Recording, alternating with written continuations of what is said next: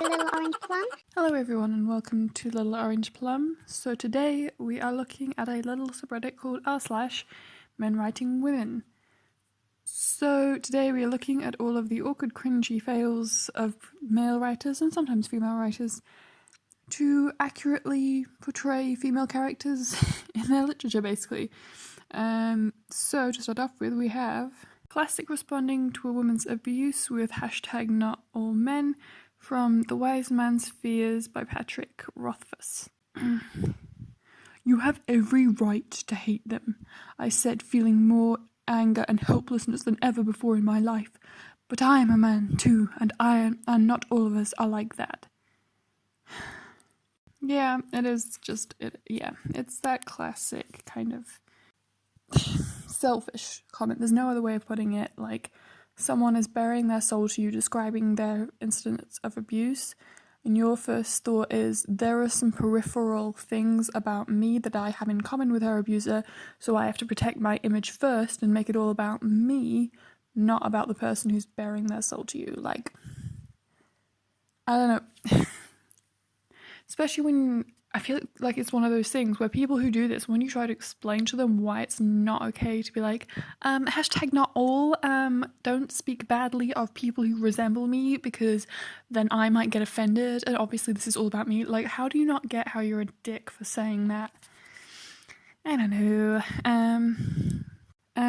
So we have, What Does This Even Mean? Be More Chill by Ned Vizzini, I think? Not sure how to pronounce that. Okay. Women with large breasts surrounded him, and their breasts are feathered like peacock breasts, and they smiled and pat his hat, the same one he's wearing now. I think this may also belong in Did You Have a Stroke? I feel like we need to write a little letter to the author. Dear author, how drunk were you when you wrote this?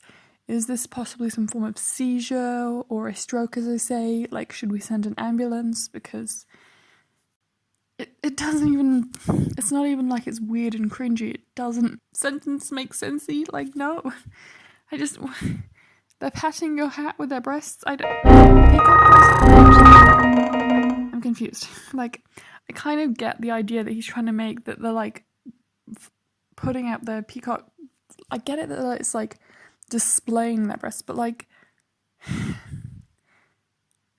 this sentence does not make sense. You needed an edit for that. That's just. Speaking of which, her breasts. So many breasts in Men Writing Women. The Murderer's Daughter by Jonathan Kellerman.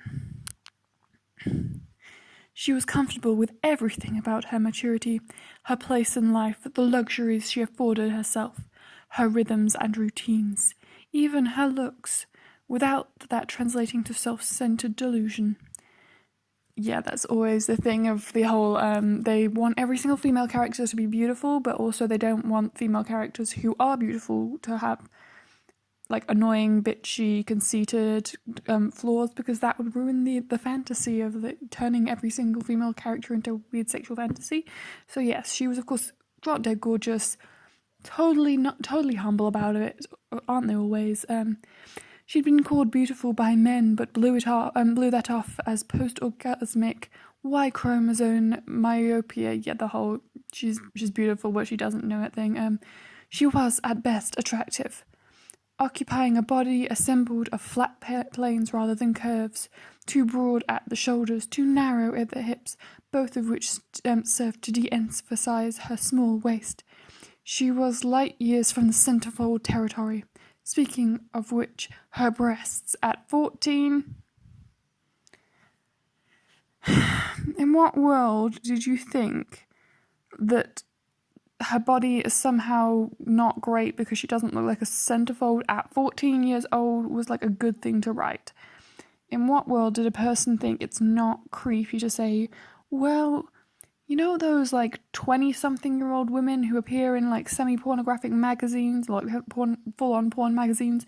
Like, this teenage girl who's not finished developing, she's not as curvy as them, and therefore she's not as attractive. Like, creepy. 14, she'd flattered herself by rating them perky, figuring at some point they'd blossom into lush, disgusting. At more than double that age, she'd come to celebrate perky. Okay, to be fair, she's apparently not 14. I was just gonna say less creepy that she's now not 14, but like, this is just a disgusting way of writing it. You can just write like any normal person, just she's been insecure about being smaller than average since 14 years old. Nothing had changed. You don't need to make it weirdly sexual and creepy whilst describing her 14-year-old body and how it's changed as she grew up. It's just pervy. Ew. Her eyes were wide set, but plain wrapped brown. She was especially amused when more than one man claimed to discover tiny flecks of gold floating near her pupils. Try as she might, she never found them. One tiresome would-be poet tagged her eyes as... Yes.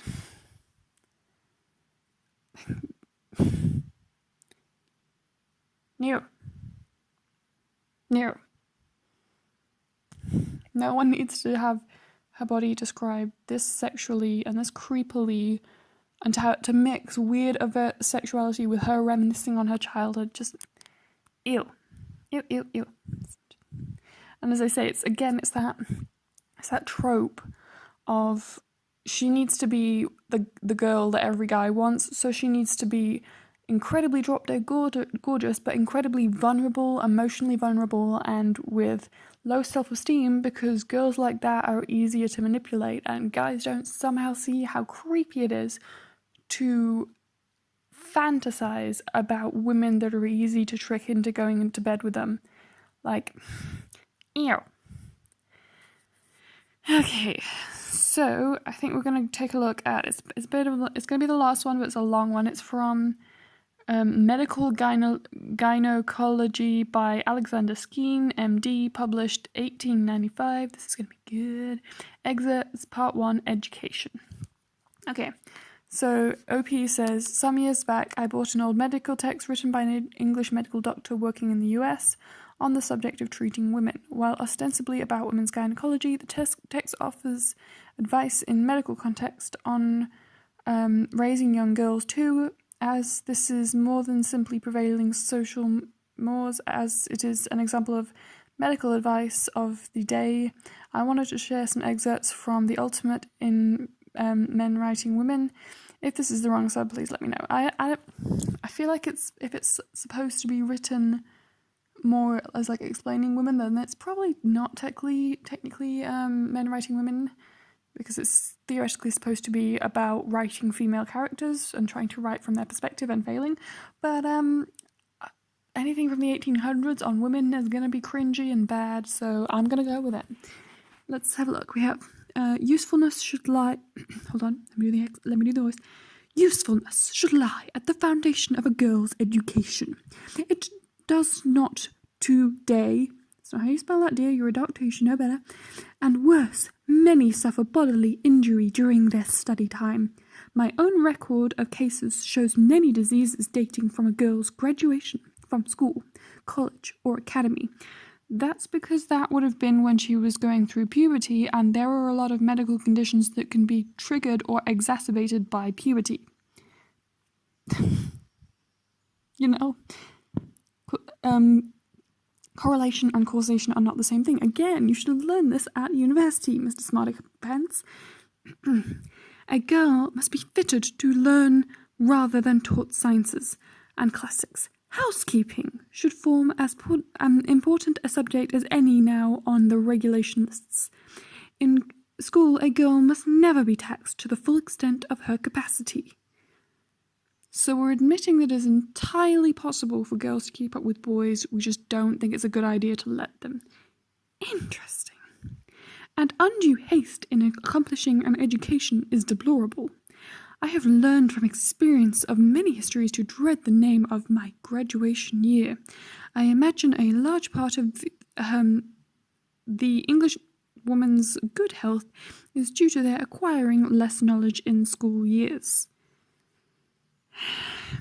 No, I'm pretty sure that's the cause of fetal alcohol syndrome and probably a bunch of other stupid ass shit, because you don't know basic stuff like don't leave bleach on the headboard, but all you do is take care of the home, but you don't know stuff like what chemicals not to mix in order to cause an explosion because you didn't learn basic science.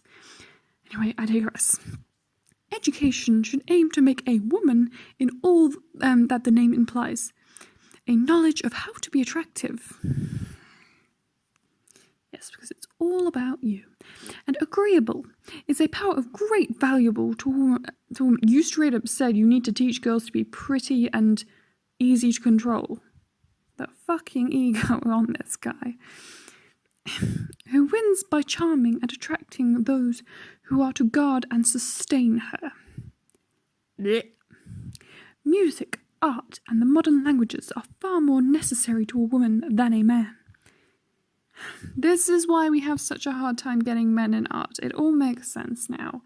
Seriously, this is why girls have to fight tooth and nails to get decent dance partners at dance college. Like, seriously. Any personal beauty and becoming dress are, I believe, too often today, not how you spell that, obliterated from the girl education's calendar.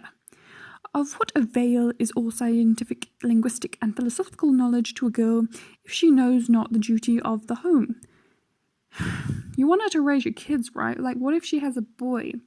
It would help to be able to do, to help the kid with his schoolwork, which she would require an education to do. Like, even within the restraints of a housewife, these restraints on education don't make sense. As I say, medical knowledge, biology knowledge, women who don't have an education, if your kid gets sick, she knows nothing. She just run to a doctor, pester him with every single problem.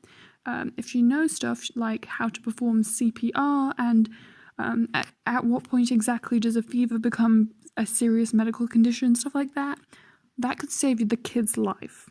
I'm just saying. Maybe this is part of why death rates of children in the 1800s used to be so high. Anyway, where were we? No girl's education is worth much if she has not been taught how to take care of children, which is not just sewing and cleaning. Again, do you know how to perform an at-home tracheotomy? Because you need some kind of medical knowledge to do that. And don't think that in the 1800s the ambulance is getting there quick enough to save your kid if you don't know how to take care of them yourself. Just saying. Whether she has any or not is unimportant compared to the acquisition of this part of education. To teach anatomy and physiology to young girls is baneful. Again, teaching anatomy could save your child's life. If you understand what is normal and healthy for a child as they're growing up, it could literally be the difference between life and death, especially in the 1800s when getting the kid to hospital in time if they are sick is a lot harder to do. Especially when you have to respect this is a time when if a woman brings her child to the doctors every time that he has a sniffle or like a little cough or some minor thing, the doctor's going to label her a hypochondriac and refuse to see her on principle. They used to do that and people died all the time because doctors were like, ugh, this woman worries too much, don't bother with her. As you say, like, even within the confines of a man who is thinking that women should be at home and that everything should be about taking care of the home, as I say, like, there are certain chemicals you should not mix together because they could freaking well explode. If you don't have an education in that, then you could be trying to make an even more effective cleaning product to scrub your floors with and accidentally kill yourself because it reacts badly. As I say, you could miss very worrying medical problems in your child because you don't know that if one pupil starts moving weirdly in opposition to the other, could just be a lazy eye, it could be a seizure which could kill the kid. Again, science, biology, chemistry, there are a lot of practical in-the-house uses that could literally save your life if you know them and could kill you and your whole family if you don't. And that's just for a woman living at home. And every single time there's this assumption that, because it's just fascinating, like they want a woman trapped at home and completely financially dependent on a man. But it's like, what if he dies? because, you know, these men make it a big thing about chastity and like no used women, no secondhand women, weird creepy ass writing women off the second they lose their virginity as now being like used goods. But like, if you care about the kids, if you actually genuinely think a woman's role is at home taking care of children because children are so important and they just need to have a permanent attendant who lives her whole life serving them, then shouldn't it matter that if she has no education and if her husband dies, no other man's going to want to marry her because she's used up, or whatever creepy ass language they use, and now has no skills with which to get a job with which to provide for her family? Like, just doesn't make sense. Okay, so I'm going through the comment section. We have, old medical texts are so much fun. Back in the day, Romans thought that if a woman jumped up and down, like really going for it, she could abort any unwanted pregnancy. Somehow we're always the ones blamed for anything that bad that happens to us. That is pretty interesting, though. I did not know that. But yes, as I say, this would be always good fun. This is my last post of my last thing we're going to look at for this video. But as I say, as I promised, if it's from the 1800s and on the study of women, it's going to be good. You just know it is. But yeah, so if you enjoyed all of the posts we looked at today, I would highly suggest following r/men writing women. I love this subreddit. And if you enjoyed this video, please like, comment, subscribe, all that good stuff. And I'll see you guys next time. Bye!